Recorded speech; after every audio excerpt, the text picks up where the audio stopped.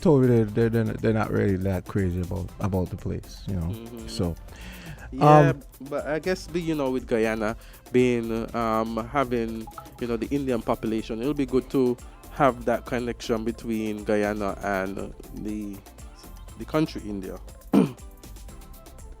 yeah, okay. So we got Point on the Streets coming up with Vernon Springer. That's coming up at 8:30. Vernon Springer works at Point FM in Antigua. That's a station owned by, full disclosure, station owned by Gaston Brown, the Prime Minister of Antigua Barbuda. We're going to be joining him any minute now, and that's going to happen in about 8 minutes. Anything else on your news front that you want to share? Let me see what else is there.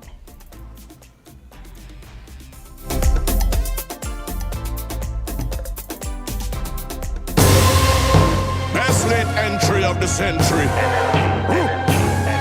Braga. I never come here for no stand up. No stand up. No stand up. I come to party with my hand up. My hand up. My hand up. Best late entry. Fret on the hard stage. Fret on the stage. Fret on the hard stage. Fret on the stage. Hard fret on the stage. Hard fret on the stage. Hard fret on the stage. Hard fret on the stage. Stage. I'm not going no small fret. Let me extend my apologies. Extend my apologies. Extend my apologies. I'm not crossing a weak stage. Let me extend my apologies. Extend my apologies. Extend my apologies. I'm not going no small fret. Let me extend my apologies. Only big fret with big flag going overhead like canopy. Raw give me back pocket with a white vest, sneakers and wallabies. Knife tips and tight pants. I never. 8:24. We got Point on the Streets with Vernon Springer coming up at 8:30. Trying to drive some of the stiff wastedness from my boy AZ.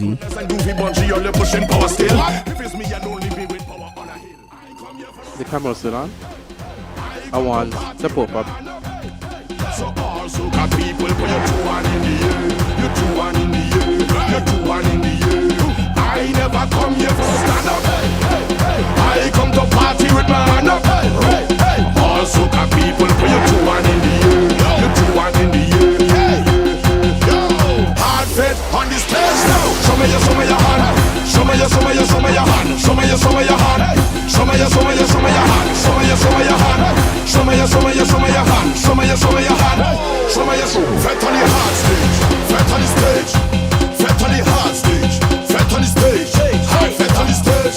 Hard fret on the stage. Hard fret on the stage. Hard fret on the stage. Fret on the hard stage. Fret on the stage. Fret on the hard stage. Fret on the stage. Hard fret on the stage. Hard fret on the stage. Hard fret on the stage. Hard fret on the stage. I never come here for no stand up. No stand up. No stand up. I come to party with my hand up.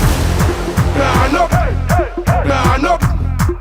Best late entry. Fret on the hard stage. Fret on the stage. Fret on the hard stage. Fret on the stage. Hard fret on the stage. Hard fret on the stage. Hard fret on the stage. Hard fret on the stage. I'm not going no small fret. Let me extend my apologies. Extend my apologies. Extend my apologies. I'm not crossing a weak stage. Let me extend my apologies. Extend my apologies. Extend my apologies. I'm not going no small fret. Let me extend my apologies. Only big fret with big flag going overhead like canopy. Raw give me back. Hey, that's a road march winner 2023, 826. We've got Vernon Springer with Point on the Streets, live from Point FM in Antigua. That's coming up at 8:30. If it's me and only me with power on a hill. I come here for no stand up. WINN is 98.9. 98.9 is Win FM. Maybe it's the way the brilliant gold liquid reflects our sunshine, or how the bright blue of its label mirrors the clear Caribbean skies overhead. Maybe it's the fresh, crisp taste of this beastly cold beer on a scorching hot day. Maybe it's even the way it brings us all together. But one thing is for sure, Carib is very much a part of who we are wherever we're from in the Caribbean. Carib, it's the way we play. Drink responsibly.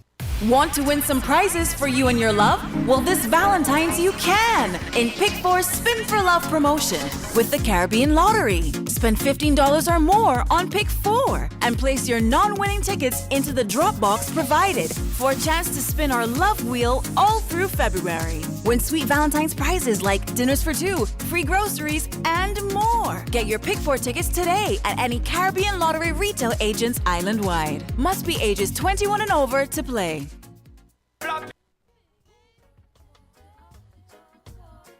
This is the official invitation to the Conscious Party. Get conscious, get down to business every Wednesday with Conscious Business.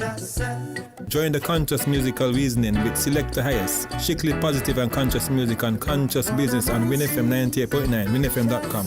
Vibes include Business Education Corner, Business Quote of the Day, Agriculture Time, and Mama Love Track of the Day. Mama, I don't ever want to see you cry.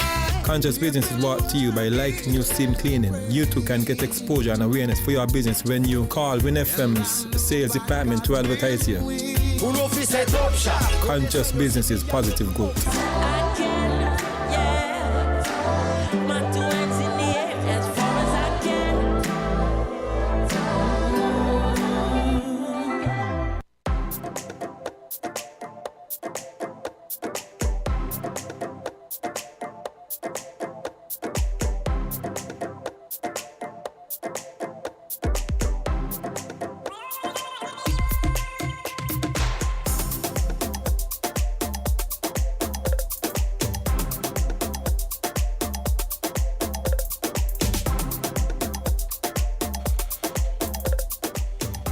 And we're back with AZ. It's 8:20, just before 8:29. We should be joining Vernon Springer at Point FM in Antigua for Point on the Streets.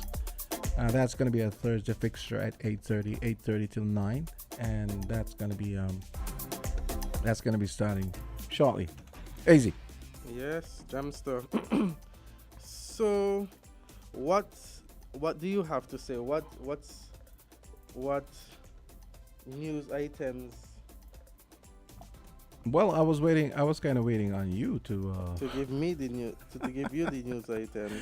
Of course, you know that our new police commissioner is going to be instated today, James Sutton. Yes.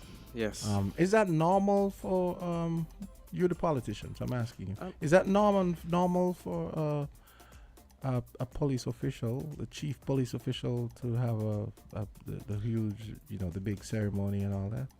I haven't remembered that. Well, let me not say big ceremony because we don't know, but this ceremony in the park and all of that, because I've not recalled ceremonies like that before, such grandeur. Have you?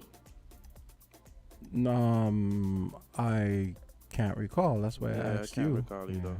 I figured your political savvy would be able to tell me the answer to that right off the bat. Yeah, but I could say that I have not recalled. So perhaps this is the first time.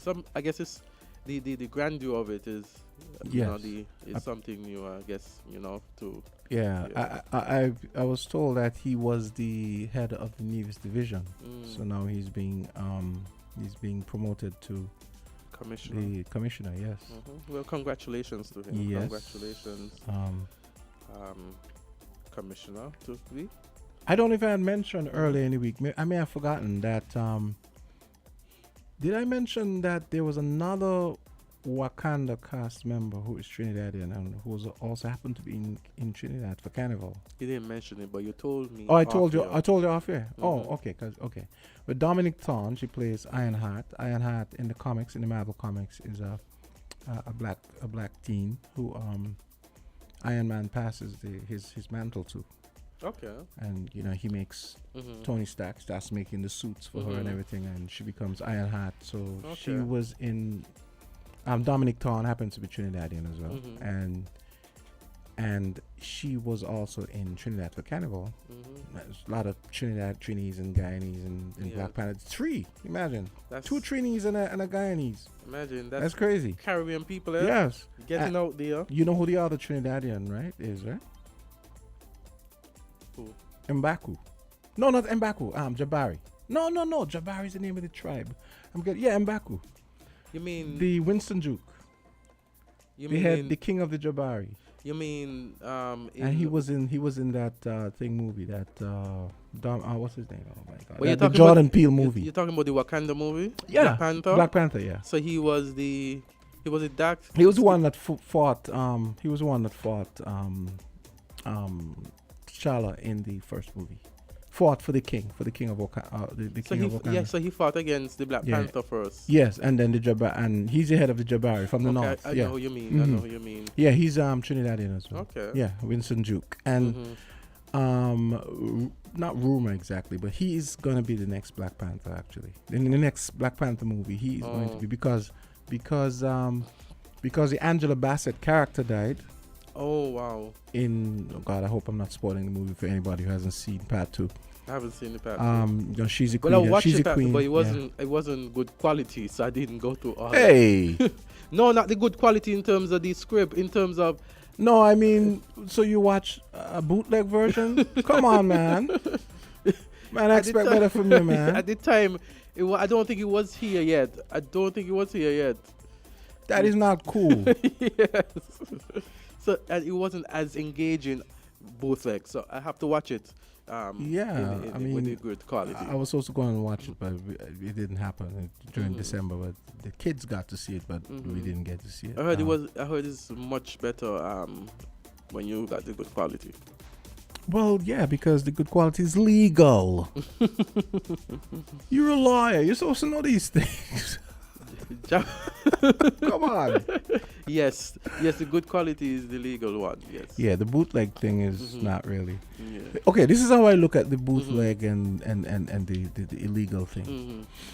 No one ever tells a carpenter or a welder. You ask a welder to do your garage gate or your gate or to do some burglar grills. You're not gonna not pay them. You're not gonna not pay a carpenter for making your dining room set or your bed or see what I'm saying? See where I'm going with it? You expect them to make it well. No, I think the issue is with a lot of people.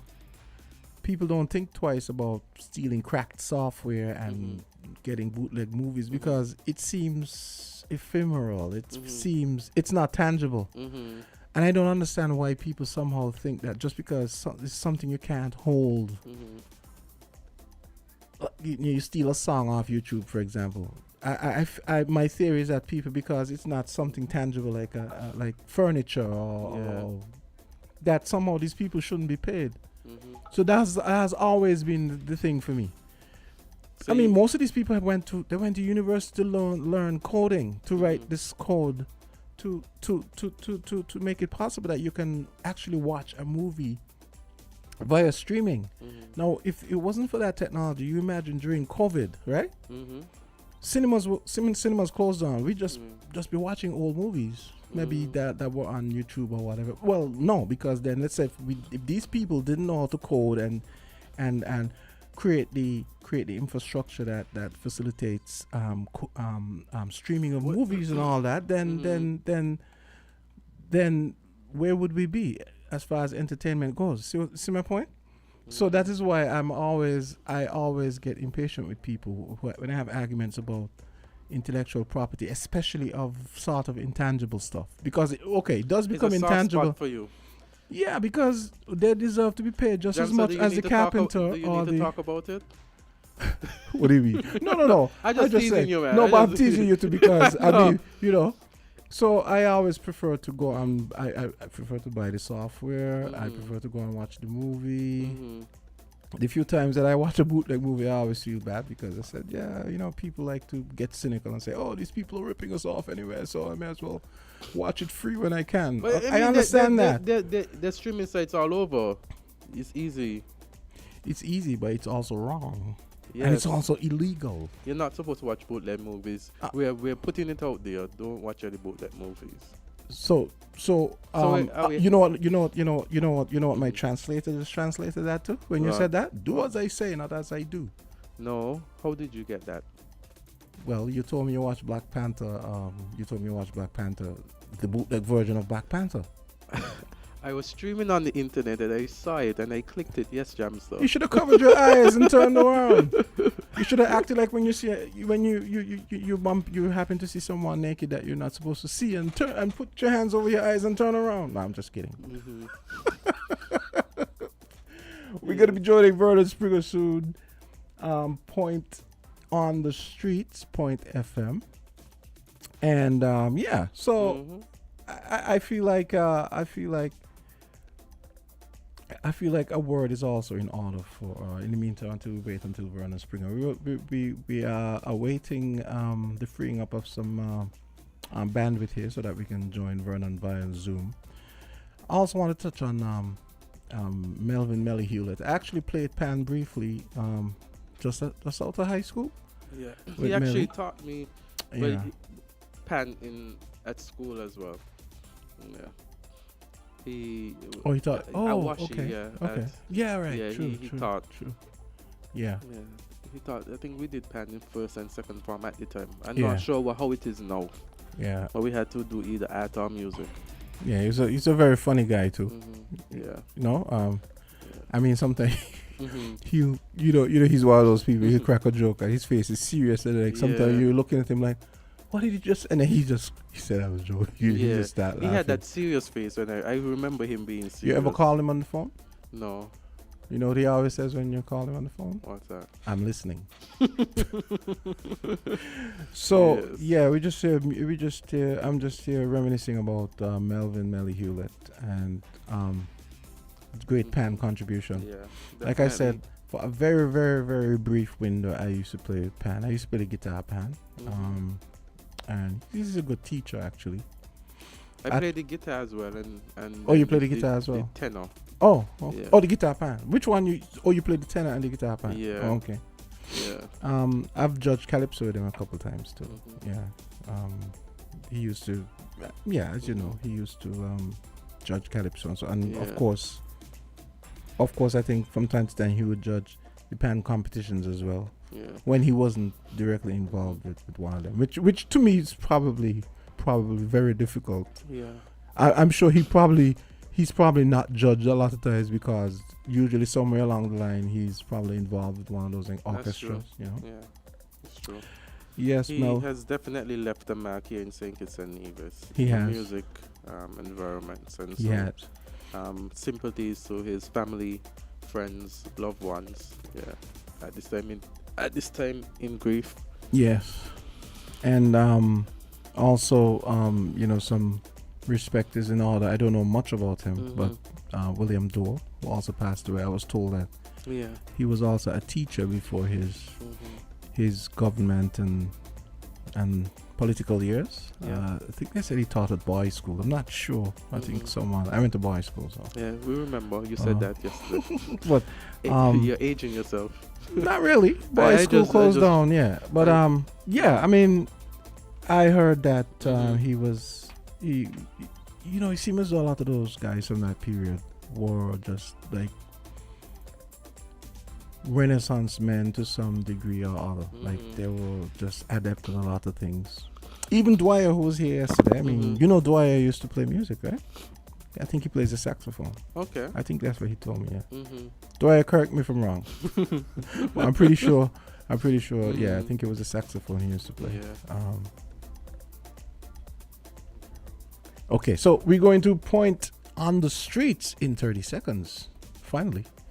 So we're going to be hooking up with Vernon Springer. And so this should be a lot of fun. So we're going to be talking about things happening on his end, things happening on our end. All right. Did you get any feedback about yesterday's sitting? I mean, were you following it after you left here? No, I was really busy yesterday. I didn't have a chance, but I did hear it being played. They went really late too. Yeah, they did go very late. I think they finished. Yeah. It was like seems it was after 8 or after 9, something like that. I did in the evening looked at it, and so they really did go late. Yeah. Okay, so we are gonna be joining Vernon Springer, Point on the Streets. We're gonna be joining him very soon. We've got Troy Libert coming up at 9 o'clock.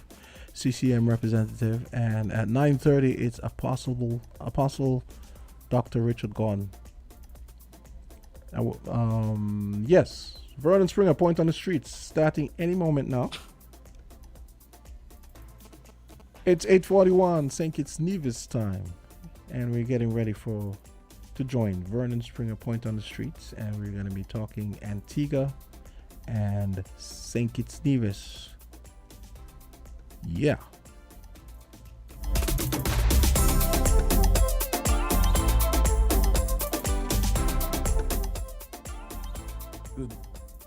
Hey, good morning, Vernon. What's up? Good morning, Vernon. Azard. Morning, Jamster. How are you guys? Hey, we doing good. We're good over here. How are you? I'm great. What's happening in Antigua and Barbuda? Well, we got some showers of blessing this morning, so So did we. Oh, okay. Give God thanks in a very positive way. I can just give you, just to let you know that our Point Express newspaper is out, and I can also give you some cabinet notes in terms of some decisions that were taken by the government of Antigua and Barbuda. Okay. And folks, the Minister of Health and the Environment, the Honorable Malwin Joseph, reported that a cash deposit is to be attached to certain plastic water bottles to be refunded upon return on those bottles. So plastics continue to create a hazard in Antigua and Barbuda to the cleanliness of the waterways and to blockages of gutters and drains. The object is to remove them from being throwaway items to collecting them for alternative use and disposal. Now, you would know, Azard, that is a real serious problem. We drink a lot of plastic bottles, from the sodas just to the waters itself, and people just dump them all over the place. So the Cabinet of Antigua and Barbuda has taken a decision to really try and see if we could be able to curve that back in a very big way. And then because of that, now introducing a cash deposit. A cash deposit, yeah, that's pretty good. And I've noticed, Vernon, that Antigua has always been kind of ahead of the curve with some of those problematic materials that we use for consumer packaging. Because I know that they banned styrofoam a while back. I'm sure it's about 20 years now, 15 to 20 years. So I'm not surprised to hear. that they've taken this route, because I think I gotta give the Antigua Barbuda government props for that move. Yeah, given this stuff doesn't go away. Yeah, it doesn't. On your neck of the woods, Azard, what's happening in St. Kitts? I see that you will have a new commissioner sworn in this afternoon. Yes, we will have a new commissioner of police, Commissioner Sutton. Also, too, we had Parliament. Commissioner, you're a lawyer, right? Commissioner Winston Sutton. Be careful. You need to address him. Winston thought it was James. It said the James Sutton. Commissioner James Sutton. Okay. Yes. We don't want to get ourselves into problems. Yes. So we are having the installation ceremony for the Commissioner James Sutton. We also had Parliament yesterday. Parliament, we had the legislators go to Parliament, and it's all about anti-corruption. So they're passing numerous laws that would be in line with that. We also have had the budget debate in Nevis, where you had the Nevis Island Assembly being held. There also a situation where it is that, Vernon, just last year, December 2022, the Nevis Island went into election with the CCM gaining 3 seats and the NRP 2. And of course, everyone was expecting that this is now the time for the NRP to gain some momentum, so to speak. And so persons were expecting the NRP to be in the House, where the Nevis Island Assembly, with a senator, with 2 elected representatives, and a leader of the opposition. But of course, I don't know if you're aware of it, but now there is no leader of the opposition in that assembly. and there's also no senator for the NRP, and there has been a resignation of one of the elected members of the NRP who now sits in the Nevis Island Assembly as an independent member. A lot of historic moves taking place here, and you also have a court matter also pending in Nevis, right? Yes, on the election petition cases. And so it's interesting. It's always interesting in St. Kitts and Nevis. There's also the dispute between Patches Liburn and the Attorney General in relation to the injunction that was discharged as it relates to the payments of Social Security. So we have had some issues in the news that here in St. Kitts and Nevis that has been, St. Kitts and Nevis is never a dull place, Vernon. St. Kitts and Nevis is not a dull place, and you've lived here, so you know it is not a dull place. And Vernon and Azard, what I thought was interesting yesterday, we had Dwyer Asafan on yesterday, and Dwyer and I think Peter Wickham may have said the same thing, that technically there doesn't have to be, based on reading the Constitution, there doesn't have to be. No, there doesn't have to be. They don't have to be because Peter disagreed because that was our contention on Monday. The Constitution allows for there not to be a leader of the opposition if there is no eligible person, and we believe, I believe, and the Dwyer shared the same view, and then we had a clip by the Honorable Matt Brantley who shared the same view, that in this occasion, considering that there is no other support, there's no one who, both of them, we have two persons on the opposition side, none support the other, and so in this circumstance, there is no leader of the opposition.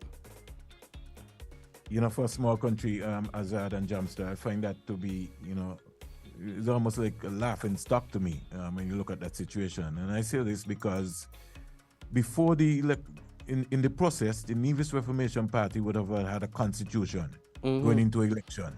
And I'm sure there would have been certain bylaws which would have been outlined to the point that, listen, if the leader of the party wins the election, then it automatically would be the opposition leader. I'm just talking from somebody looking in based on the bylaws that I saw from the Nevis Reformation Party, right? Now, if the leader of the party did not win the election, that's a different conversation.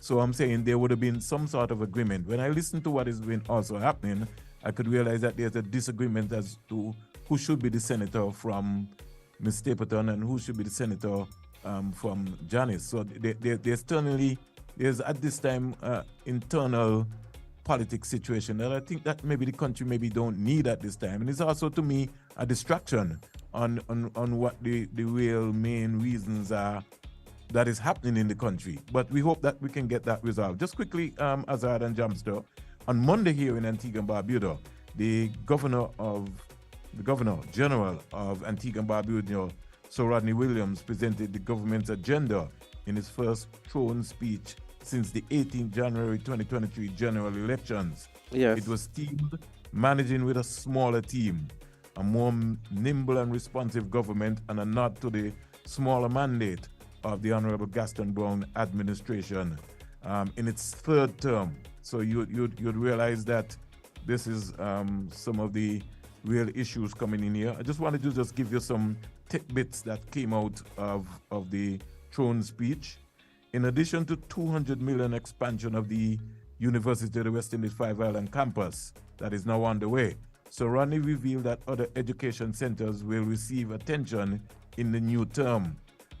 So the government is interested, and as you know, Sir Norvell Richards Academy, that's also another 13 million that has been secured by to be able to help that process. So the government is also 30 million to expand the Antigua and Barbuda Institute of Continuing Education, and they've also received over 4 million in grants and gifts towards the expansion of the Sir Norvell Richards Academy. So the government of Antigua and Barbuda embarking mainly on the UE Five Island campus, which is going to have a build-out. As you know, the University of the West Indies Five Island campus is being dubbed the OECS University, and as a consequence of that, there was a team from the University of the West Indies Five Island campus which visited St. Kitts and Nevis last week. Had a partnership with Clarence Fitzroy Bryan College. Yes. Just another tidbit. On Tuesday, it was another record day for Antigua and Barbuda Cruise Sport, where they welcomed more than over 10,000 passengers. And this was the first time that Antigua Barbuda would have seen those figures on the same day since COVID. So impactful outside of the education, the throne speech. You would have also had the cruise port recording some numbers. So moving in almost in the right direction. And what else is happening in St. Kitts outside of all these laws passed on everything in Parliament? Well, we've had shooting last week. We've had some shooting, some murders. We had last week the loss of a life. Very tragic, very tragic. Before that, you're talking about the security guard at the Irish primary school? Very tragic, yes. And before that, there was the shooting in a popular business place, and so those are some things that have happened.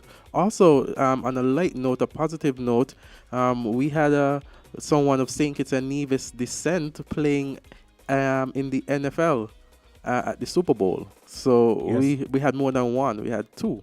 And so our flag was flown high and flown for all to see when the flags were placed on the helmet of the individual. So yeah, we actually had a petition on the two final teams, the two teams in the Super Bowl. Joshua Williams is, I'm sure Vernon probably knows his dad. Joshua Williams, yes, I did from Molyneux, yeah. Around into that area there. Yeah, and the other, I'm trying to track down the other dude on the other team. So there were two petitions. Like I was telling Az yesterday, what are the odds of that happening? Because usually it's like Trinidadians and Jamaicans and even Antiguans. I think there was an Antiguan in the Super Bowl last year. We're getting up there. Yeah, and I think they had somebody from Grenada. I think they had somebody from Grenada. I think so too. I think so as well. Yeah. So there you go. So outside of Rihanna's performance, 60 feet in the air, while being pregnant.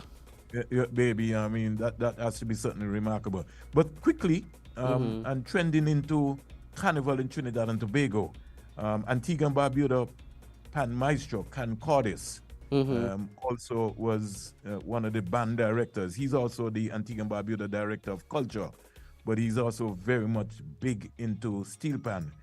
Okay. And he was one of the conductors for the Republic Bank's Exodus and National Panorama competition in Trinidad and Tobago on Saturday night.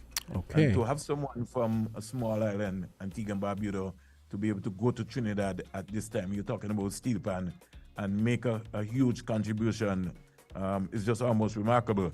And one of their renditions that they played, Jamston Azard will be a little bit too young for this, was a song that came out from Sir Maclean Emmanuel King Shortshot, Toys Lego in 1976, that rocked Trinidad and Tobago. Yes, to the point almost that it became was road blocked. match. Yes, Yeah, almost. from being road match. Now, the same situation would have happened, right? Because the BP Renegades, they were playing Black Stallions tune, and I was indicating to my producer here that one of the things, the point system was so close. It was 283 to 280. So you would understand, and I said to my producer that, boy, sometimes when you look at the politics, here is Tourist Lego, which in 1976, Shortshot went to Trinidad and Tobago and rocked the whole place. When they realized that King Shortshot was going to win the road match, the rules changed, the goalposts moved. we almost have the same situation now in the Panorama, where the late Black Stallion passed away, and the competition was so evenly contested that there are people in Trinidad who were saying, boy, Toys Lego looked like he was on his way of winning. But the most important thing that still after 1976, Toys Lego by King Shortshot is still making an impact in Trinidad and Tobago, shows you the power of the song. I'm telling you. But on a steel pan note, on a sad steel pan note, we should mention to you that the passing of Melvin Melly Hewlett. Yes. He passed away earlier this week. Yes. I'm sure Vernon knows him. Oh, yeah, of course. Oh, yes. I think everybody does. Yeah. And from us here in Antigua and Barbuda, from the Pan fraternity, because I think Melly was also very active as well in Antigua and Barbuda. There were a couple of students that came down and played during Christmas for the competition. We extend condolences to Melvin Hewlett family and also to the nation of St. Kitts and Nevis. Okay. Yeah. And also, another sad note, we also had the passing of William Willie Dorr, another Educator, yes. politician, everybody, everything you can think about. And I'm actually sure he'd probably be known by the older heads of the Antigua Barbuda Labour Party. Jamsel, well, he was my teacher, so you must understand. I don't want to let out my age. Don't he taught you to Jamster? No. I don't even know much about him. I just stuff I heard. No, I know he lives. I've spoken to him a few times. I think one time we had him here when you used to be here. We had him here for a meeting. Yeah. But on a lighter note, and I know Azard, can't find time to get a chance to go out and look at some cricket. You would know that Leeward Islands cricket is in St. Kitts and Nevis.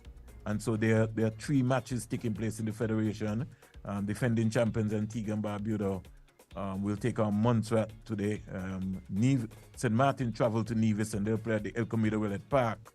And St. Kitts will clash with Anguilla. So we got cricket action which started last week. Antigua, St. Kitts and Montserrat. Montserrat won over Nevis. And we say good morning to the folks in Montserrat who also tuned in to this link up here, this Digicel Crossroads link up with Azard, Gumbs, Jamster, and Island T on WinFM 98.9. So there are a lot of activities taking place as we speak right now, not only socially, politically, but even sports-wise. We have a lot of activities which are taking place. I've been also following the local football action. I see the St. Kitts Nevis Football Association employing our technical advisor because they're coming up for the Nations League. Local football also continues here in Antigua and Barbuda. It's the #1 spectator sport in Antigua and Barbuda. And so action will also be continuing here this weekend. Biff Mills told me yesterday that there were some senior footballers and I think under 17, he said, or under 16 footballers who were traveling. He said they left here today for tryouts. I think the under 16s, they went off to see about scholarships and football scholarships, and some of the senior teams went to try out for some international teams. And we also had a beach volleyball team leaving here yesterday to go to St. Vincent to take part in a beach volleyball tournament that's happening there. So you in fact, if you can get any more information on those, you can send them to me, especially on the beach volleyball and so on. There's also a camp taking place in Antigua and Barbuda by Generation Next, where they have some coaches also who are down from the United States of America. This camp will started on Monday and will run until Friday. This is something that is sponsored by Calvin Foundation. So I think you have about 12 coaches in Antigua and Barbuda who are scouting for male and female footballers for scholarships. And Azard, we bringing you into something here which I want you to understand the power of sports. Oh, of course, I know the power of sports, Vernon. Not because I'm not a player, but I understand the power of sports and the significance of it. And the importance of these scholarships which are banding around. Because I think we need to, as broadcasters and as hosts of programs, encourage our boys and girls to be able to play sports. Because I don't think we have done a good job in educating the nations of Antigua and Barbuda and the surrounding neighbors of how we can save our parents some money rather than having to go to development bank and ACP and take out 100,000 loan to send your daughter. If you have your boy or girl involved in some sporting activities, there are scouts that are lurking around as we speak. Solid point. And why they come to the Caribbean? Because the Caribbean has the natural athletic ability of the athletes. And so they don't want you to be excellent, All they want to be able to know is that, listen, you understand the basics of the sports, you look good, and they're going to turn you into a pro. Yes. And I'm saying that we need to be able to start to get our boys and girls out of the bedrooms onto the safe football community or community fields in St. Kitts and Nevis, Antigua and Barbuda and Montserrat all around us, so that at least we can be able to get more young people getting off and getting scholarships and getting themselves organized. And to that point, I don't know if you know Julian Alfred, the sprinter from St. Lucia. She just broke the 60-meter indoor record in the NCAA record. She just broke the record again, and another Jamaican again has run some. They've been running some stunning times as the track and field season starts. So, to your point about these athletic scholarships, they are very important. Mm-hmm. Yeah, very important.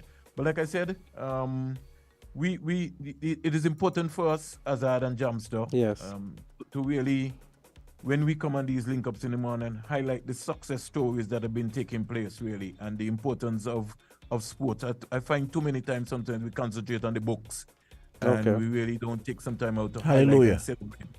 Hallelujah. All sportsmen and women. Look at NFL. You had some Caribbean athletes who were playing in NFL. You're gonna have the track season, which is gonna get heated and hot. Yep. You got the pretty games soon coming to the Bahamas, which is gonna be celebrating 50 years this year. St. Kitts and Nevis already has a number of athletes, along with Antigua and Barbuda, who are qualifying for the Caribbean Games. So it's exciting times, and I really want to thank you guys for linking up. One thing before you go, one quick thing. Lennox might be able to tell you about this if you don't know, but I must say, I got a rhythm, an Antigua rhythm called the Project Romance, which came out I think the day before Valentine, with featuring people like Kenny Blessing and Destra and Lorena and these people. And I gotta give the Antiguans props. The music is coming out. I mean, the Antigua music has always come out early. I mean, I used to start seeing the music match, but I actually got my first Claudette in December. I have a whole bunch of music already from. And she just launched the same video piece that you would have received. Yes. So next week at some point in time we're gonna push in. There's also some new music coming out from Drastic and Company. So next week. Yes, I got the Drastic as well. So I'll organize and get some music to you so that we can feature some of the new carnival music that is already being released here in Antigua and Barbuda. Yeah, that's bubbling. No problem, nice. Vernon. That'll be good. Nice. And it was a wonderful time. It's always good to have this discussion, and we hope to join you next week for another Island link and big up to Lennox. Yes. Yeah, and okay. just want to say thanks again to Azard and to Jamster for joining us here on the Digital Crossroads link up. God bless you guys, and see you next week. God bless you too. See you next week. Right.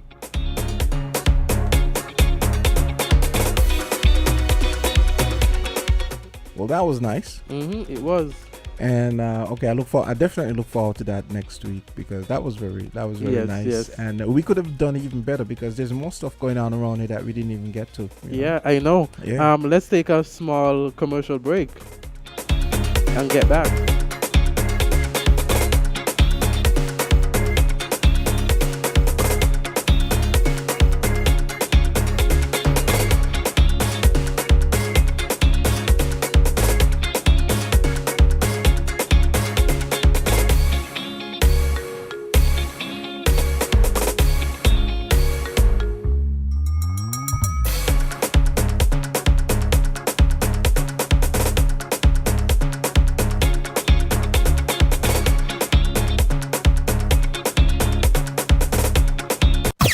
Different. We're 98.9. 98.9. Win FM. The climate change crisis is already making millions of people sick and jeopardizing lives. But for us in the Caribbean, young people are among the most vulnerable. Our future is at risk. Taking action now can lead to huge health benefits. The I Deserve a Better Climate for My Health campaign will spotlight real issues from real young people in the Caribbean and give youths a platform to contribute to the solutions for climate change and health. You are not too young to inspire climate and health action. If you need protection, you need one who you can trust. To secure your investment, you need one who'll do you just. TDC Insurance, you're the one that you can trust. TDC Insurance, you're always safe with us. TDC Insurance is your go-to insurance company for all your insurance needs. We take pride in offering you the best solutions and ensuring our customers are fully satisfied. TDC Insurance, we take good care of you, guaranteeing you peace of mind. You're always safe with us. Maybe it's the way the brilliant gold liquid reflects our sunshine, or how the bright blue of its label mirrors the clear Caribbean skies overhead. Maybe it's the fresh, crisp taste of this beastly cold beer on a scorching hot day. Maybe it's even the way it brings us all together. But one thing is for sure, Carib is very much a part of who we are wherever we're from in the Caribbean. Carib, it's the way we play. Drink responsibly.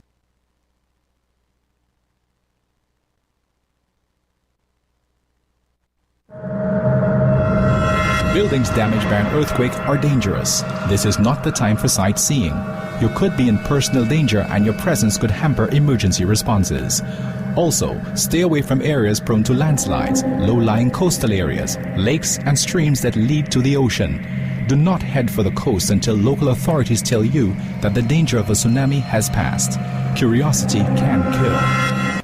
This message is sponsored by the Australian Government, AusAid, and produced by NEMA in collaboration with WINNFM.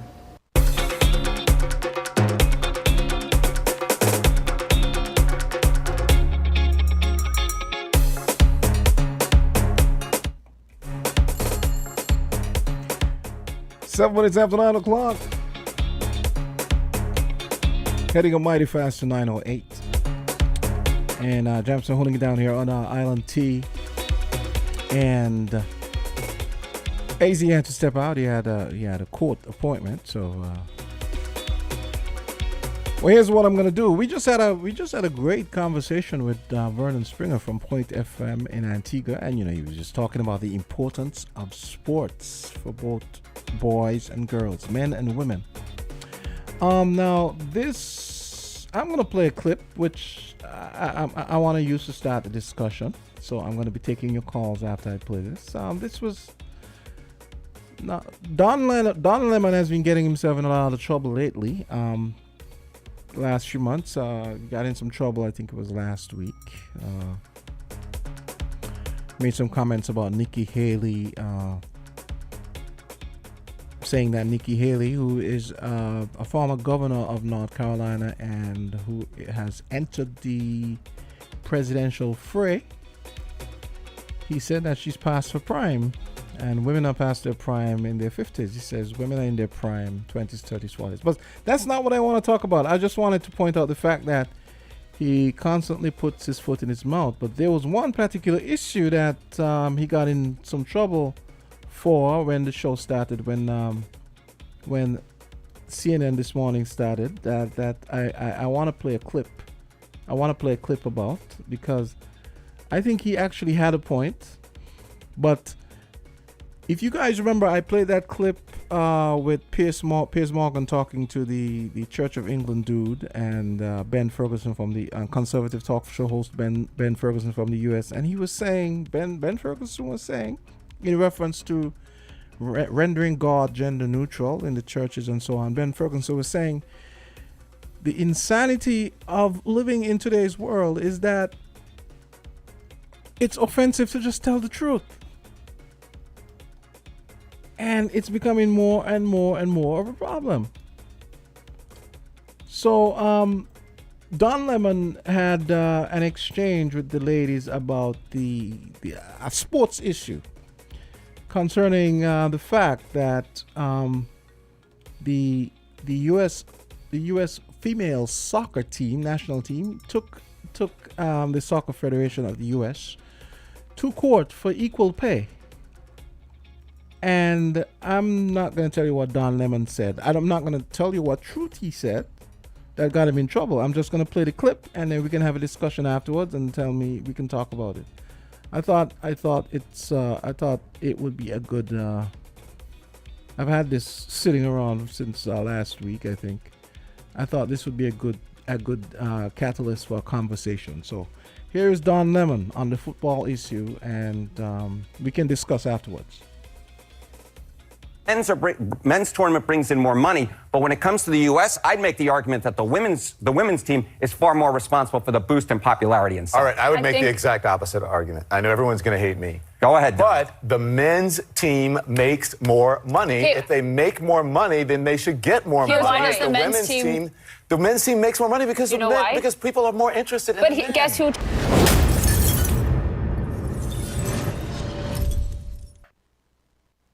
So the women's U.S. soccer team is back in the news. They have made so much money for not even playing soccer. Now, Don Lemon is calling out the fact that they are literally taking millions of dollars from the men's team for doing nothing. Let me explain what's going on. This story starts in 2019 when the U.S. women's soccer team sued the U.S. Soccer Federation for gender discrimination. Now, a federal judge dismissed the women's claims of gender discrimination. Now, this was all based on the fact that the women were actually paid more during the time frame they were suing about. So, for instance, in the court document, it showed that the women's team was paid $24 million, while the men's team was paid $18 million. And even on a per-game basis, the women's team were being paid more than the men's team. The court noted it in its opinion. So, the U.S. federal court dismissed their claims of discrimination based on sex because the women were just getting paid more money. The court even called them out for trying to renege on the deal. Why do you suppose the judge sided against, I guess who he's not siding with, but went against the women here? Well, two things stood out to me, and this is the compensation piece, which he completely denied and said that the reasons for that were, one, the women actually in this relevant period, which they're looking at, which is essentially the last 5 years, he said, one, the women made more on a gross standpoint and on a per game basis. And two, he said that their pay structure is very different. And this has always been something that's hard to explain because when we came in as players on the women's side, this goes back to my days of playing, we wanted a more guaranteed type of contract. We wanted the security of injury protection because we didn't have big, large contracts with our professional clubs like the men do and did. And so we needed that security. And so we had injury protection, maternity protection, severance pay. And so there were a lot of other assurances we had in there. And it's a very different setup for the women. The judge obviously talked a lot about this in his judgment and in his opinion, his 32-page opinion about that. So I think it was the fact that the women over the last 5 years made more money than the men, and two, that the pay structure was very different. So even though the U.S. women's national team was already getting paid more than the men's national team, they appealed the lawsuit because they wanted to be paid even more. And the fact that they were already getting paid more money, they say, was irrelevant. So everyone was shocked when U.S. Soccer agreed to this guaranteed equal pay structure. Remember, as a factual matter, the U.S. women's team was already being paid more money, and this deal would give them even more money than the men's team. So now that you know the facts, listen to this exchange between Don Lemon and his co-host on CNN this morning. All right, the U.S. women's team, national team, is cashing out on the men's team's success in the 2022 World Cup. So far, they are earning more than they did actually in their last two tournaments, as you know, both of which they won. So hold on, let me give you a little background about what's going on. If you look at this chart, you see the Men's World Cup and the Women's World Cup. And this is the last World Cup cycle in 2017, 2018. And this shows how much revenue and money that both World Cups brought in. So we see total prize money. The Men's World Cup is $400 million, where the Women's World Cup is $30 million. You see winner's prize money, $38 million for the men, $4 million for the women. You see the revenue FIFA generated. For the men's team, it's $5.36 billion. For the women's team, it's $131 million. You see ticket sales, which the men is about 3-1, and you see global audience. Now, this revenue number is really, really problematic for the women's argument because the women are making essentially 2.5% of what the men are making. So if we just see this in plain English, if for every $100 the men make, the women are making about $2.50. But the women want 50-50. Even though they're only making $2.50 for every $100 the men are making, they want an even split. So is this fair? Only making 2.5% of the revenue, but wanting 50% of the profits doesn't seem fair. And that's what this deal that was signed between the women's soccer team, the men's soccer team, and U.S. Soccer essentially does. See, In 2015, the women won the World Cup in Canada and got $2 million. In 2019, they won the World Cup in France and got $4 million. So together, that was $6 million for winning both those tournaments. Wonderful. But now the men's team, for just qualifying and making it to the knockout stage where they lost in the 2022 World Cup, they made $13 million. But because of the new collective bargaining agreement, they're forcing the men's team to give up 50% of the money they made to the women's team, which means the men's team is only making $6.5 million and the women's team is making $6.5 million. So for the women's team, in their last 2 World Cup victories, they only made $6 million. But now, without playing a single game, they've made $6.5 million from the men's team's handout, more than they've made in the past 10 years. So the men's team, who make 97.5% of the revenue, and the women's team, who only makes 2.5% of the revenue, the men have to share it 50-50. And they call this equal pay. And this is where Don Lemon has the problem. If the women are only making 2.5% of the revenue, why are they getting 50% of the profits? Because something makes more money doesn't necessarily mean it's necessarily better, right? So if we look historically speaking, the Women's World Cup titles, they have won 4 since 1991. The Men's World Cup titles, they've won 0 since 1930. So yes, the men's tournament brings in more money, but when it comes to the U.S., I'd make the argument that the women's team is far more responsible for the boost in popularity and stuff. All right, I would make the exact opposite argument. I know everyone's going to hate me. Go ahead, Don. But the men's team makes more money. Hey, if they make more money, then they should get more money. Why does the men's team? The men's team makes more money because why? Because people are more interested in But the guess who takes part of blame? I have a big issue with this, guys. WNBA, same thing's happening to them. There's until also media, more interest in the hold NBA, on. Until big media companies, big tech companies, advertisers invest and put them on their airwaves more and allow people. And allow people to see it more and gain more fans. Then you will push toward more equality. See, the problem with this argument is that it's always someone else's fault.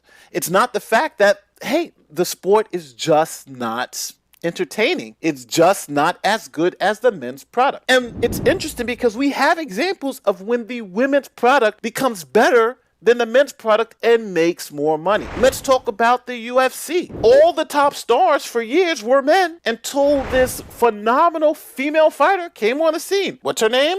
Ronda Rousey. And she became the UFC's highest paid fighter. She became the UFC's highest paid fighter. And why? Why did Ronda Rousey become the highest paid women's fighter in a totally dominated men's sport? It's because her fights were entertaining and more people wanted to see them. It had nothing to do with her gender. It had nothing to do with anything else except she was an entertaining champion. Her fights were explosive and more people wanted to see her. So she got paid more than the men. Was it sexism that the men were getting paid less than she was? Of course not. So this nonsense about these advertisers don't want to pay to see women succeed in generally men-dominated sports is nonsense. And Ronda Rousey has proven it to be nonsense. But if they are blocked in so many ways and not invested in as much, they don't even have a. I know you're not, but they don't even have a shot. I grew up the only boy in a family of all women. I understand what you're saying, but not everybody, honestly, has the same skill. Not everybody has the same interest in the sport. I think the women should be paid more. I do. But if the men... You're right that not everyone has the same skills because the women are better skilled. Well, the women are better skilled against other women.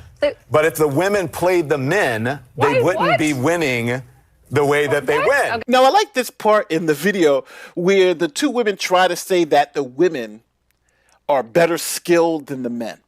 And then Poppy says, mic drop, like this was some type of ultimate point. But Don Lemon hits him with a reality check. If they were playing against the men, they wouldn't be anywhere near the top. Matter of fact, the U.S. women's team, the championship team, lost to a team of 15-year-old boys. So to pretend that they are as equal to the men on the soccer field is nonsense. Matter of fact, Most professional women would tell you that's nonsense. If you don't think being fair about this, here's Serena Williams letting you know there's a huge difference between women playing a sport and men playing a sport. Essentially, she's going to tell you it's like playing two different games. Cue the clip. Well, who would it be? Well, I don't know. Let's say you Okay. would be the. I was hoping you'd say. All right, feminine side. And me. And you. Oh. Well, actually, it's funny because Andy Murray, he was been joking about myself and him playing a match, and I'm like, Andy, seriously, like, are you kidding me? Because for me, tennis and men's tennis and women's tennis are completely almost two separate sports. So I'm like, if I were to play Andy Murray, I would lose 6-0, 6-0, and 5 to 6 minutes, maybe 10 minutes, because it's true. It's true. It's a completely. It's a completely different sport. The men are a lot faster, and they serve harder, they hit harder. It's just a different game, and I love to play women's tennis, and I only want to play girls because I don't want to be embarrassed. I would not do the tour. I wouldn't do Billie Jean any justice. So Andy, stop it. Yeah. I'm not gonna let you kill me. Now, the most interesting thing about that clip is that Serena Williams is generally getting paid more than the men. She's one of the top stars in tennis. And she is getting paid more, not because she's better than the men at playing tennis. It's because more people want to see her play because she's more entertaining. She's more dominant. She's like Ronda Rousey. So it's not about how good the men or the women are when it comes to getting paid. It's about who wants to watch. And people want to watch Serena Williams rather than Andy Murray. People want to watch Ronda Rousey rather than some regular guy in UFC. And people want to watch men's soccer more than women's soccer. But that's the reality, and it's easier to scream discrimination than face the fact that women's soccer as a product is an inferior product to men's soccer. But when it comes to UFC, that's not the case, right? The product in UFC of Ronda Rousey was a better product than the men's product. That's why she was the highest paid.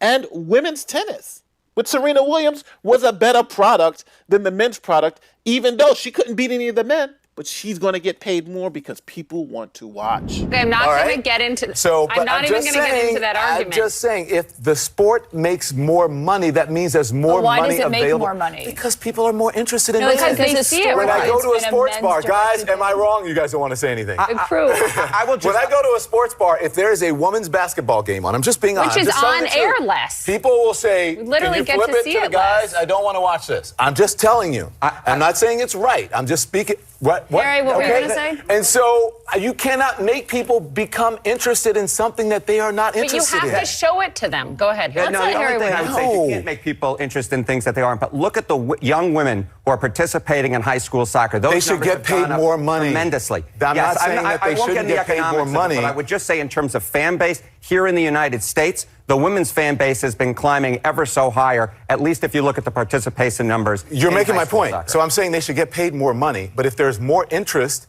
in the men's and more money is coming in the men's sports, those men are entitled to that more money. But I don't think you're looking at the root of the issue, which is why are people more interested in the men's sports? Because it's been Because historically... it's more interesting to watch. No, it's not true. You got, hold on. Come back. I'm come kidding. back. That was a joke. I didn't mean that. Hold on. But Don Lemon just hit him with a truth bomb. And that truth bomb is that more people enjoy watching men's soccer, and men's soccer is just more exciting. That's why you can name men's soccer players, right? Lionel Messi, Ronaldo. I say name a top female soccer player in the world, and most people can't name one. Now, one thing I like about the rebuttal for the pro-U.S. soccer sibs on CNN is that they're going to say, well, I saw a game and it was so exciting. But one game doesn't make soccer gold. You have to have fans who want to watch games constantly. So, yes, the U.S. women's soccer team may have had one great game, but that's it. When the men's team has game after game after game after game that people want to watch. Billions of people. And people vote with their pocketbook. Case in point, Ronda Rousey and Serena Williams. I did not. I will tell you, I find nothing more boring than watching these men's U.S. games. The women, if you watch the women, that's so exciting. You go back to 1999. I remember I was coming back on the Jersey Turnpike when the women won that 1999 World Cup tournament. That was so exciting. The fact of the matter is, just because something makes more money, it doesn't necessarily make it a better It is product. exciting. The women's product is significantly better in the It United is States than the exciting. men's. I'm not saying that it's not more interesting to watch. That was just a joke. But there's more interest in the men simply because it is what it is. Wait. I mean, I don't. Do you want to finish your point or you want to move on? No, she's trying to I'm talking move on. Caitlin. I actually would like to move on because Let's I move think on. we have a lot of news to get Let's to. get to the This is a very Thank you for important that. conversation, I think. It's, you know. So just to be clear, the women's team who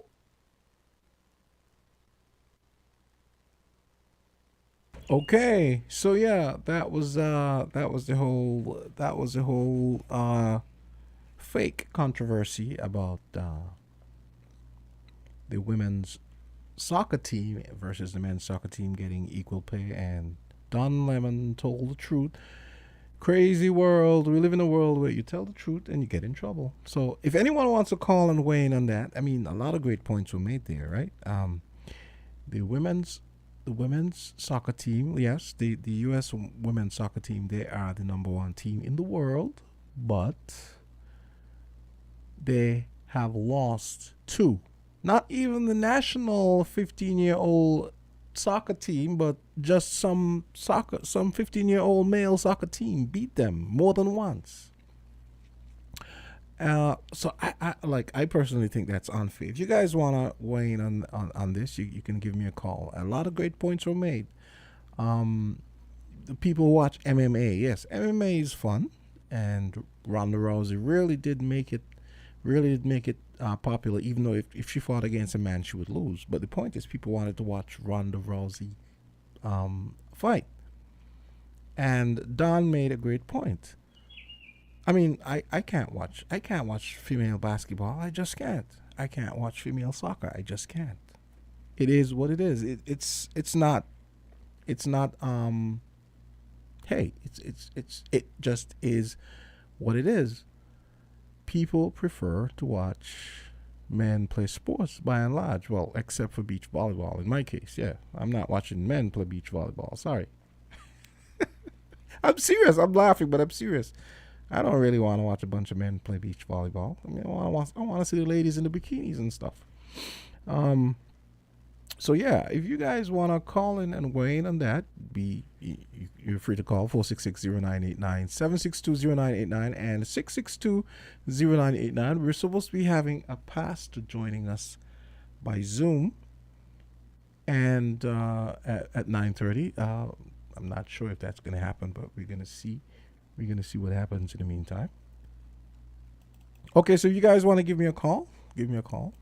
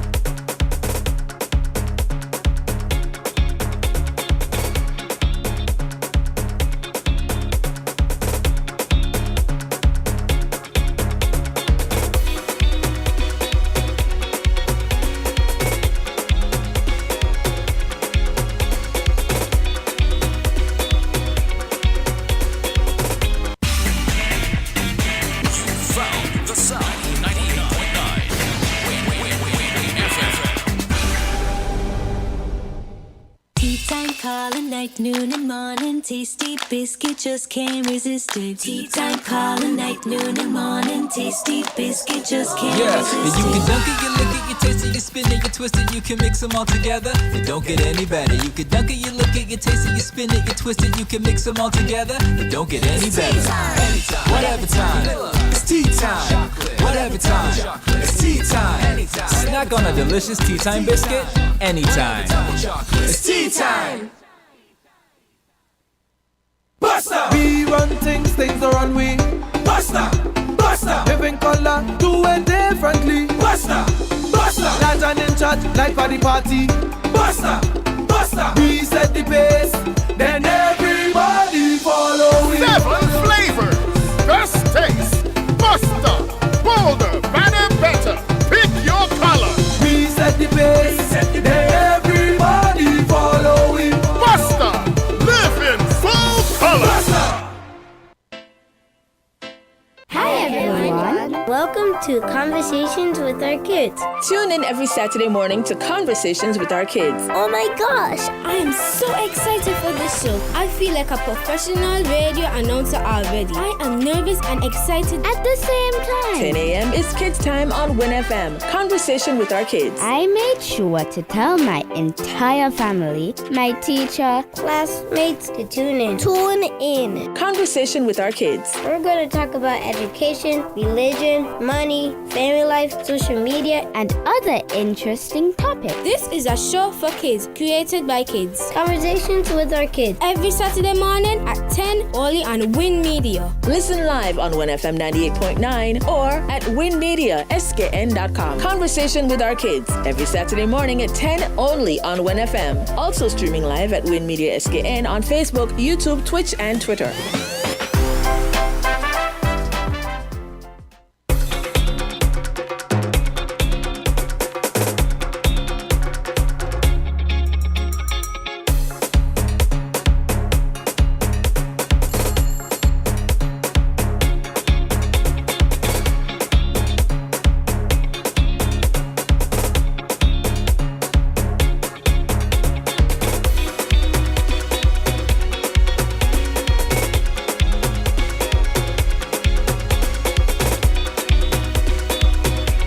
It's 9:33. We're going to be having Apostle Richard Gordon joining us via Zoom.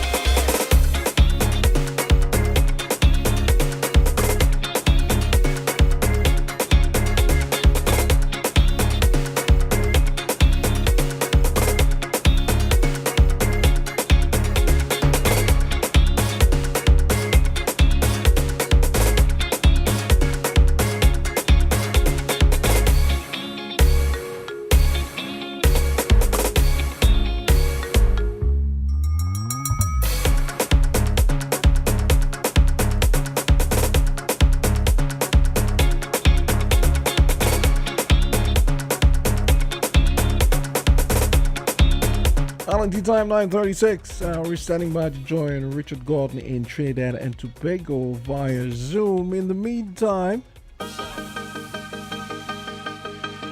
road march announcements happened yesterday. TNT. Here's a second place road march track. Nyla Blackman, Skinny Fabulous, Come Home.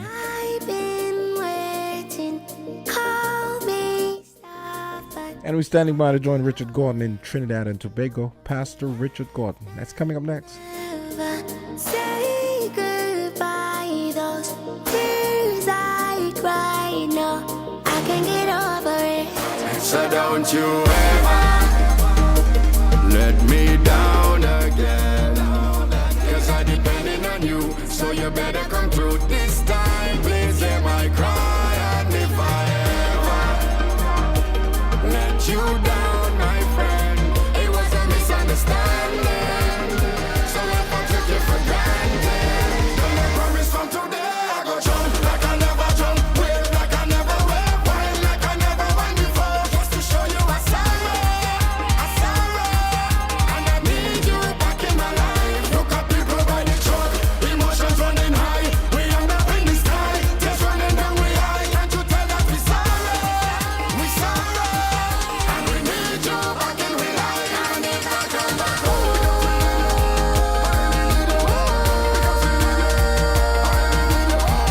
to me, come home to me, come home to me. It's not no place like home.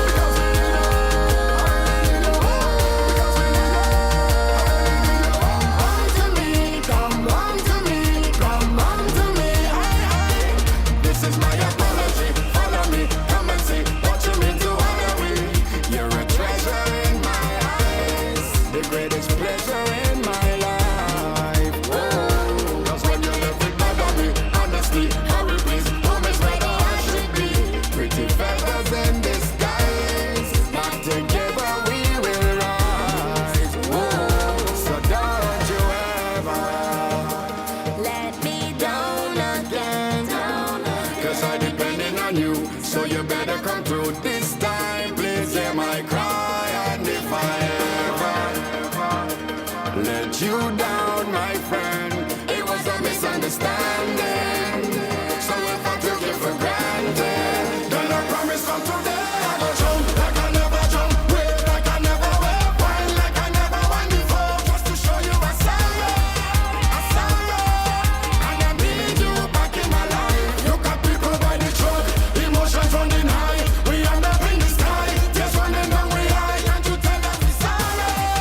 We sorry. And we need you back in we life. And if I come back home,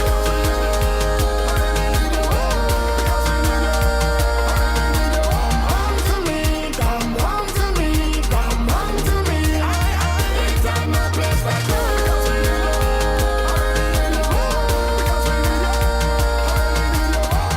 To me, come home to me, come home to me. First time I touch the stage, this make me feel away. I want to touch the stage. First time I touch the stage, this make me feel away. I want to touch the stage, touch the stage. You know what I'm saying? Skinny Fabulous, Nyla Blackman. Boom! 'Cause I will never let you down again. I'm sorry, tell you I'm sorry. Ooh.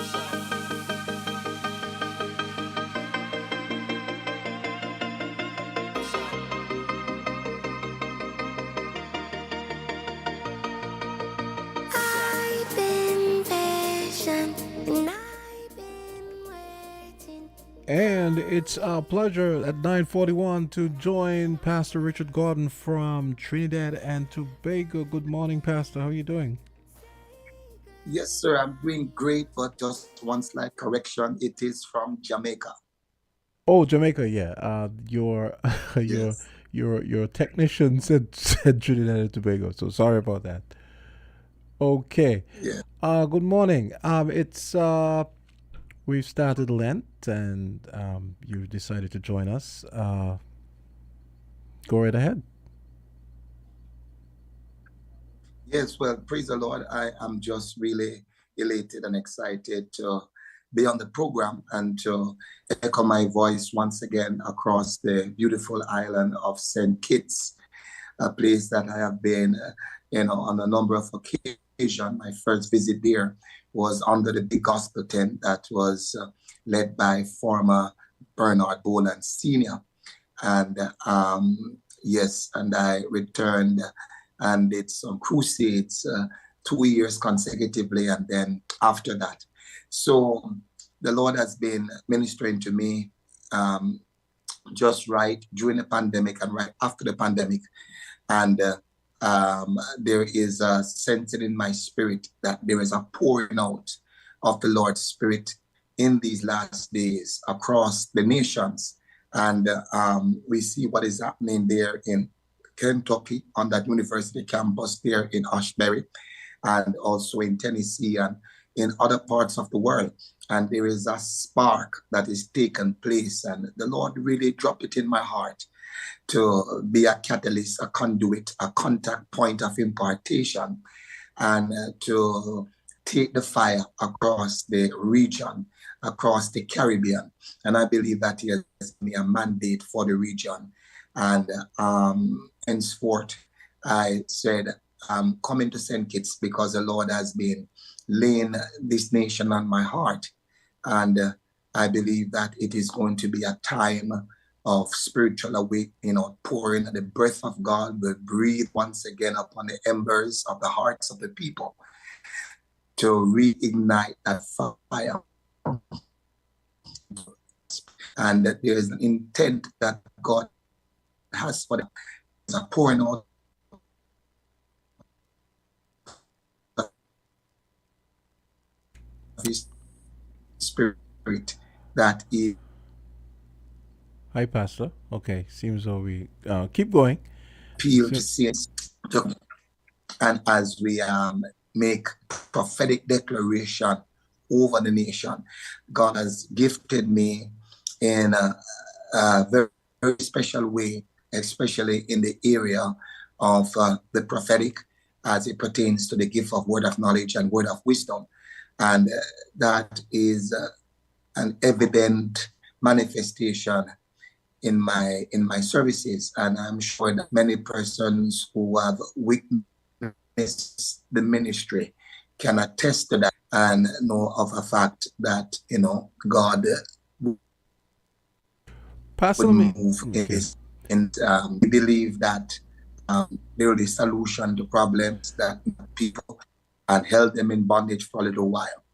Pastor, let me ask you a question. I hope I'm coming through clearly. Yes, you're coming through clearly. I wanted to ask a question. Earlier in the week, on Tuesday, this is the carnival season for a lot of countries: Brazil, Trinidad and Tobago, Dominica. We had Carnival Tuesday on Tuesday, and I was discussing with my co-host.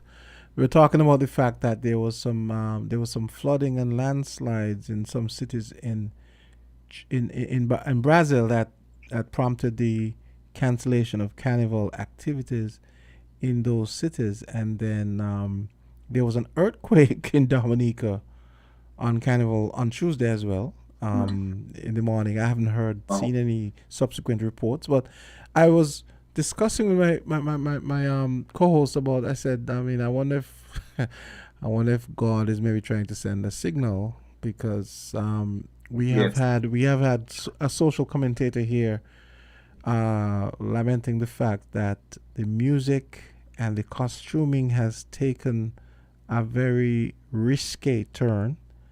And so, I thought it'd be mentioning when we were discussing it on Tuesday that, it's kind of strange that we're having all these weird things happening on Carnival days in these, in these two countries. I wonder if God, is there any validity to the notion that maybe God might be trying to send us a signal, especially on these days of Yeah. Maybe debauchery is a strong term, but you understand where I'm going with this. Yes. I believe that it is a time for spiritual awakening. And as we know, carnival is really a compound word, carn and val. And carn is from carnal, which means flesh, and val is from festival. So it is really a celebration of the flesh. And what is happening there is that there is a different kind of celebration that God wants to bring, which is what we call festival, and which is really the celebration of the feast, which means the special times of refreshing that God will send. And in the Bible, they are called the special seasons that God will want to release the moeds on the in the earth, special seasons. I believe that this is what the Lord is saying in this season, that He's tired of the flesh and that it has come up to His nostril, and He is absolutely disgusted by the poverty that have taken place. The Bible says, that our righteousness are like filthy rags. And the word filthy rags is a very strong word, because it is like menstrual cloth, which means bloody, which means, pugnant, which means, and this is what is happening across the world. And God is saying, I am tired of it. I am going to shake the nations, because the Bible says that before the desire for nations will come, that He will shake all nations, and He will shake the heaven, and He will shake the earth. We have seen what have started earlier in the year that took place in Turkey, in Syria, and in some other parts of the world, major earthquakes and devastation. It is a part of the prophetic announcement that was made by Jesus. That will be a mark, that will be one of the signs before His return, that there shall be earthquake in diverse places. People have said that there are earthquakes that has been forever, but my study from Boulder, Colorado, Geological Institute, there are statistics that I found very strange, and that when you looked at from the year 1900 to 1949, basically 5 decades, there were only 3 killer earthquakes within that 50-year period. When you move into the 50s, in the 50s, in that decade, it went to 6. And then in the 60s, it went from 6 to 9. In the 70s, from 6 to 13 rather. And in the 70s, it jumped from 13 to 54 in the 80s. And then in the 90s, it jumped from 54 and went to 126. By the time it reached into the year 2000 and going to 2010, it went from 126 and went to a whopping, I'm not remembering the figure now, but it was like 5 times. So what we're seeing is like a pregnant woman who, as her pregnancy grows, the contraction become more frequent and becomes more powerful. And then she gives birth. So the Bible did say that the heaven must receive Jesus until, and the word until is a pregnant word. So Jesus told us that that this shall be the beginning of travail. And so what we're seeing now is travailing. But before all of this will take place, the Lord told us that the heavens must receive Jesus until the time of restitution of all things that was spoken by the prophet, because He will send times of refreshing. So in the midst of what we're seeing, a sign is only to indicate what is to come. If I'm in St. Kitts and I'm driving and I see a sign that says 5 miles to Basseterre, it is a sign that, it is ahead. So this that is happening are signs of things to come. And what we will see happening is that in the midst of the shaking, that there's going to be a spiritual awakening, that God is going to pour out times of refreshing. The Lord said in His word through James that He has long patience for the crop of the earth until it receive the early and the latter rain. And in between the early and the latter rain, there are seasons of refreshing. The early rain fell on the day of Pentecost. All right. There's a lot of rain that God is about to pour out in these last days. And I believe that we're approaching that time. And that is why it is with urgency that I am coming to St. Kitts with an expectation and with a sense of conviction that there's going to be a pouring out of God's Spirit, and that there's going to be a move of the power and the glory of God, because these are the days of Elijah. These are the days when God is also awakening and shaking his people. Okay, 9:52. Pastor, is your name, is it Richard or Ricardo? How do I pronounce it? All right, it is Richardo. Richardo, So Richardo okay. is the French Okay. Yes, the French version. Okay. Ricardo is the I have another question Spanish, for you. and Richard is the English. Okay, I have another question for you. Another, this is Yes. this is in your wheelhouse again. We were discussing, I think it was yesterday. Oh no, 2 days ago. I don't know if you know that the Church of England, the Anglican Church, has announced that they are going to be rendering God, in their ministry, they're going to be rendering God gender neutral. So the Lord's Prayer, and instead of saying Our Father, it'll become Our Parent, and really ridiculous stuff. At least that's my opinion. Maybe I shouldn't editorialize this, but I think this is objectively ridiculous. But I wanted to know what you thought about making the whole God.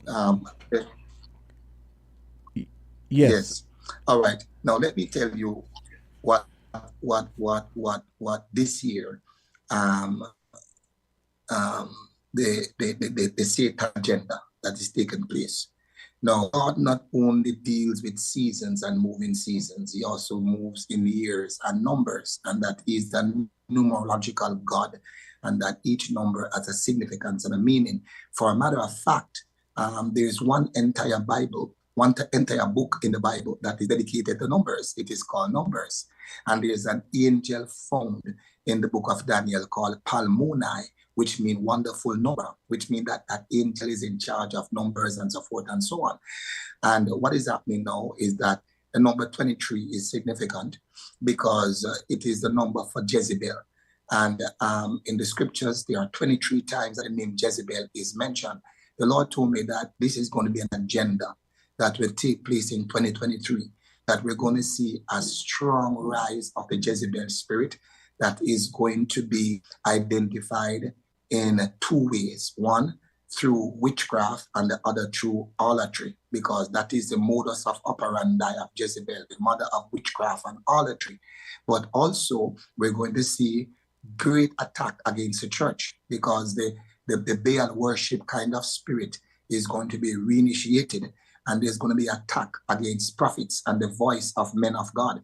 So what we're going to see happening is that the sense of the masculine gender is going to greatly be affected. We will see more and more that there's going to be more confusion. They're going to be building, different facilities and have these gender neutral bathrooms, and it is going to be of such that the agenda for separating sex from gender is going to be pushed, because the spirit of confusion will come upon the nation. So what we're actually seeing right now taking place is that there is the Jezebel agenda that is being pushed against the church.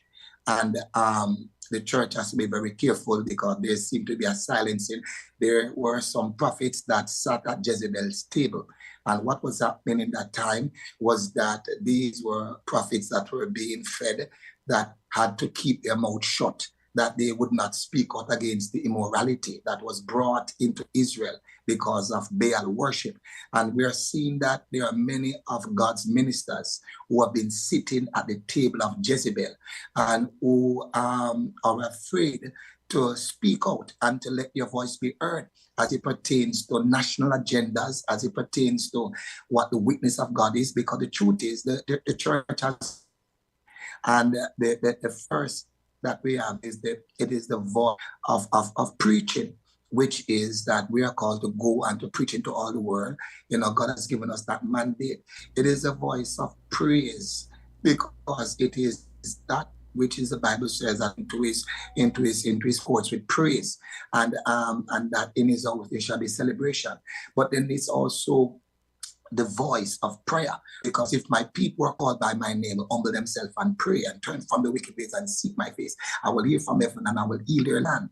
Right? These voices the enemy is trying to silence. The next voice that the church has, it is the voice of the voice of prophecy, which means that we have been given right now, because God says to Jeremiah, I set you over the nation to root up, to pluck out, to plant, to build, and so we have been given that voice to speak prophetically over the nation. And strangely enough also is that God has given us the voice of punishment, which means that we are called now to execute the judgment written, which means that we are called now to enforce the kingdom of God in the earth.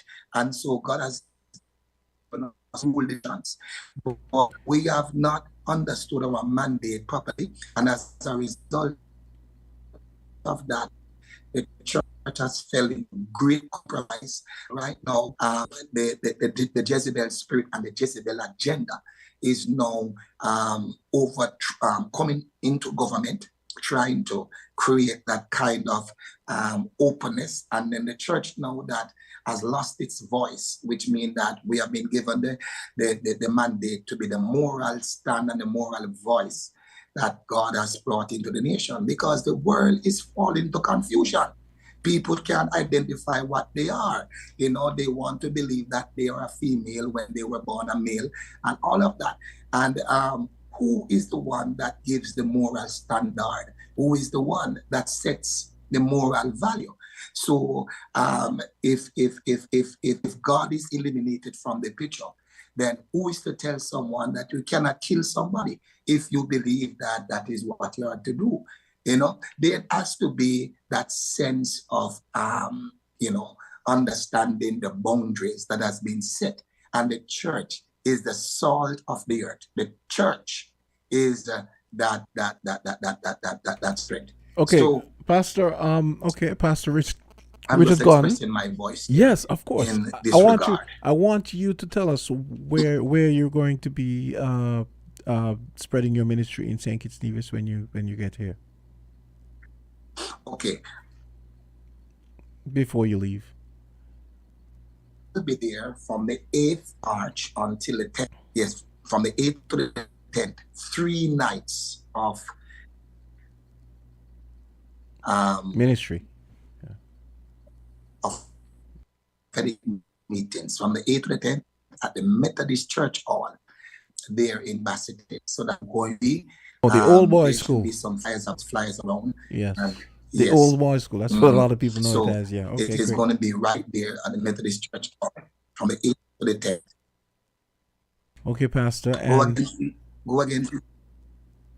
Oh, yes. You're kind of breaking up, but thank you. That was a great little chat we had there. So, Reverend Pastor Richard Jones, he's going to be at the Old Methodist Hall. You said, is it March 8th to 10th? March 8th to 10th, right? Hello. Okay, it seems as though we're having some trouble. I think the Zoom link has frozen. But yes, that was Pastor Ray Charter Jones from Jamaica. And Pastor, are you there? Yes, I'm here. Yeah, I just want you to repeat the date, because you kind of went the connection went kind of squirrely for a sec. Yes. Yeah, just repeat the date for people so that they can. So it's March 8th to March 10th, Wednesday. Yes, at the old girls' school. Yes. Old boys' school. The Sorry. date is March 8th to the 10th. Yes. From Wednesday. Yes. Okay, at the old Methodist Hall on Victoria Road. Wednesday, Thursday, and Friday. 3 nights. Okay, 8th to 10th. Okay, Pastor. Pastor Richard Gordon, I hope you have a great weekend, and it was nice talking to you. And we will welcome you with open arms when you come. Have a great day. Amen. Okay. God bless you, and God bless all the listeners and my greetings and wishes out there to St. Kitts. God bless. You're welcome. Thank you. That was Pastor Gordon from Jamaica. It's just about 1 minute after 10 o'clock. That's going to do it for Island Tea for this morning, and we'll be back tomorrow morning. Easy will be joining me, of course. And tomorrow we're gonna be hearing all about the new airline that's gonna be starting service to St. Kitts Nevis, and I know that's a thrilling prospect for a lot of people. So we're gonna be hearing about that tomorrow and much more on Island Tea. This is Jamster signing off, saying have a great day. WINN is 98.9. 98.9 is WIN FM.